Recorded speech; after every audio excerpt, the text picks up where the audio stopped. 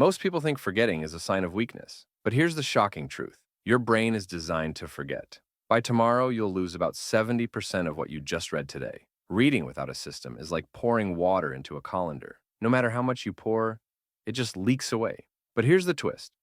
What if you could turn that leaky colander into a sponge, absorbing knowledge once and keeping it forever? Stay with me, because in the next few minutes, you'll discover 6 powerful methods that transform passive reading into unstoppable memory. And one of them is so weird, you'll laugh before you realize how much it works. The struggle we all know. Have you ever closed a book and thought, wait, what did I just read? Or worse, sat in an exam, staring at a question you know you studied, but your brain only gives you a blurry half memory, like an old video stuck on 240p. You highlight, you underline, you reread, but when it counts, the knowledge slips away. Here's the reason. Most of us are passive readers. We treat books like Netflix.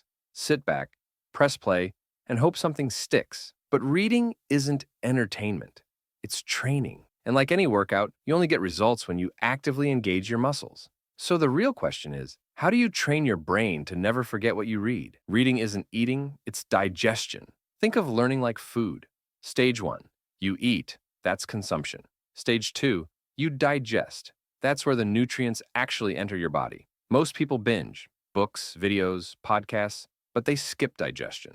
And without digestion, the brain spits information back out. That's why studies show we forget up to 90% of what we read. The secret isn't to read more, it's to digest better. And to do that, we'll use 6 tools. Engage, encode, expand, imagine, capture, and polish. Step 1, engage. Summarize like a storyteller. Here's the first key. Don't just read, do something with it. Summarize, teach, break it down until even a 10-year-old could understand. This is the Feynman technique. If you can't explain it simply, you don't truly understand it. How? After reading a section, condense it into 1 sentence. That's your onion core. Then peel it outwards. 3 bullet points, then 5 details. Example, investing basics. 1 sentence. Investing is using money to make more money over time. 3 points. You buy assets, like stocks or real estate. The value grows or pays you returns. Compounding makes your wealth increase. 5 points. Stocks represent ownership in companies. Real estate can earn rent and rise in value.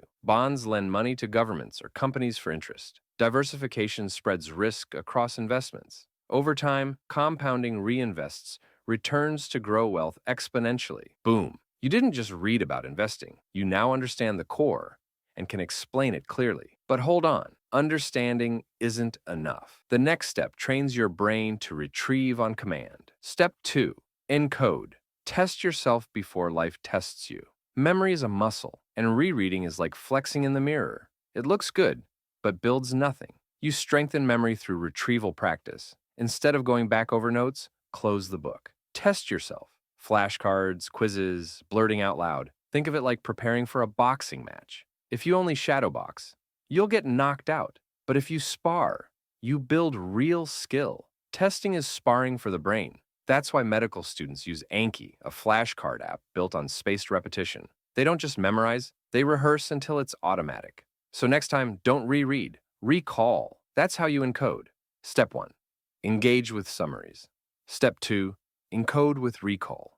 And now, Step 3, expand, criticize, and create analogies. Exams don't just test what you know, they test how you use it. So don't stop at memorization. Stress test your knowledge. Ask, what if I change one variable? What breaks? Compare ideas side by side. Make Venn diagrams. Example, studying respiration. Don't just memorize formulas. Ask, what if oxygen doubles? What if glucose is missing? Suddenly, you're not memorizing facts. You're experimenting with them. And then, make analogies. Blood vessels equals highways. Chromosomes equals spaghetti. Atoms equals fuzzy solar systems. In older models, electrons orbited like planets. Today, scientists describe them as probability clouds swirling around the nucleus. The sillier, the stickier. One student compared chemical bonds to relationships. Covalent bonds equals marriage. Ionic bonds equals messy breakups. She never forgot them. But the next method is the weirdest. And it works because your brain loves the bizarre. Step 4, imagine. Place, imagine, entwine. PIE, humans are bad at remembering abstract facts, but we're brilliant at remembering places and stories. So map knowledge onto your body. Head, nose, mouth, ears, throat, shoulders, collar, fingers, belly.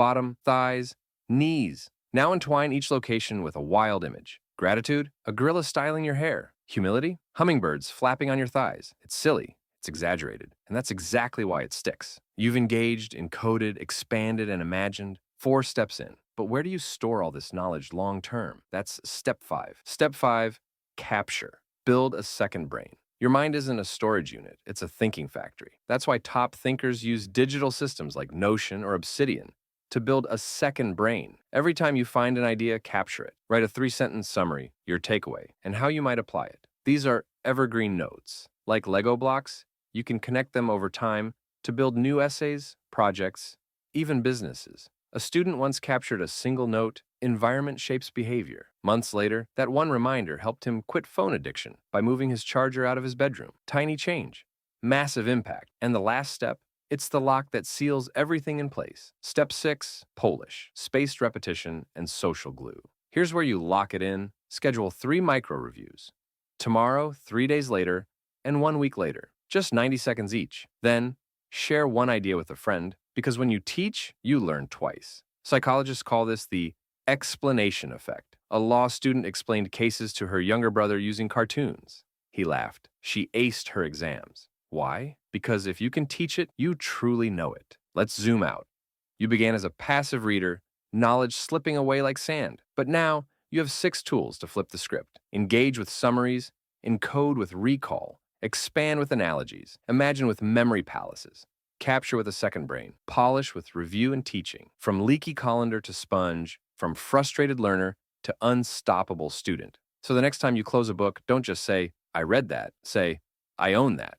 If this helps you, remember, knowledge isn't power. Applied knowledge is. You now know how to remember what you read, but how do you actually use it daily? That's what you'll discover in this video. Level up your life, how to educate yourself daily. Click it now and subscribe for more insights like this.